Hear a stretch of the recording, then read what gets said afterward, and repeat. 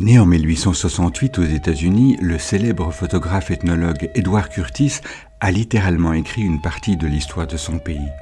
C'est lors d'une expédition en Alaska en 1899 que Curtis se découvre une passion pour les Indiens et leur mode de vie. Cette passion aboutira à une œuvre d'une qualité inégalée composée de 20 tomes d'informations et surtout de photographies absolument extraordinaires intitulée The North American Indian. Cet ouvrage immortalisera ainsi les derniers vestiges des premiers peuples natifs d'Amérique du Nord. Lorsqu'il commença son projet au début du XXe siècle, nombre d'Indiens vivaient déjà dans des réserves. Il fit des portraits saisissants et particulièrement nombreux des différents membres des 80 tribus avec lesquelles il partagea une partie de son existence. La population indienne l'accepta auprès d'elle après qu'il eut fait ses preuves avec humilité, patience, ainsi qu'un dévouement sans limite. Ayant absolument tout sacrifié à la réalisation de son œuvre, Edward Curtis mourut en 1952, pratiquement inconnu et sans le sou. Face au travail admirable que représentait The North American Indian, le président des États-Unis de l'époque, Theodore Roosevelt, écrira à propos de Curtis. « Nous sommes la dernière génération à pouvoir transmettre l'héritage des Indiens et c'est ce que M. Curtis a admirablement fait. Edward Curtis nous a décrit l'Indien tel qu'il a été jusqu'ici et qui est sur le point de disparaître. Il a vécu dans l'intimité avec de nombreuses tribus des montagnes et des plaines. Il a pu partager leur existence comme sans doute aucun homme blanc auparavant. M. Curtis, en publiant cet ouvrage, rend un service non seulement à notre peuple, mais également au monde. » Écoutons quelques extraits choisis des notes de voyage de Curtis. Les informations qui doivent être recueillies au bénéfice des générations futures, en respectant le mode de vie d'une des plus grandes races de l'humanité, doivent l'être immédiatement ou cette possibilité disparaîtra à jamais.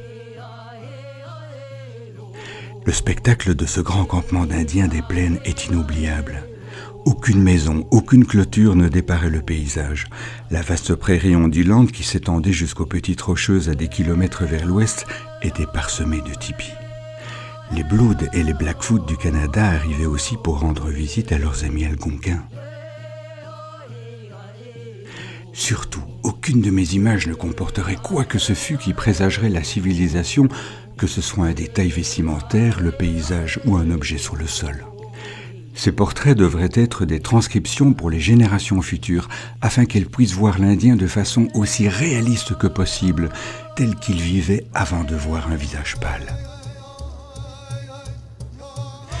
La tâche ne fut pas aisée. Parfois, les Indiens se montraient empressés à partager leur savoir, mais le plus souvent, ce n'était qu'après de longs jours de patience que mes assistants et moi-même arrivions à surmonter les superstitions, le conservatisme et le secret qui caractérisent les peuples primitifs face aux étrangers. Une fois la confiance des Indiens gagnée, le travail n'était pas achevé. Il nous fallait abattre une à une les barrières qu'ils avaient su dresser avant de percevoir la signification des rites et des cérémonies ésotériques. Les femmes Navajo sont en majorité propriétaires des troupeaux et ce sont elles qui invariablement en héritent avec les enfants. Elles sont si parfaitement à l'aise sur leur Mustang qu'elles semblent ne faire qu'un avec leur monture et sont probablement meilleures cavalières que tous les autres Indiens. Savoir s'intégrer respectueusement à l'univers des forêts ou des plaines, savoir reconnaître l'étincelle sacrée dans chaque parcelle de vie, voilà l'essentiel de leur philosophie. C'est un si grand rêve, je ne peux pas tout voir.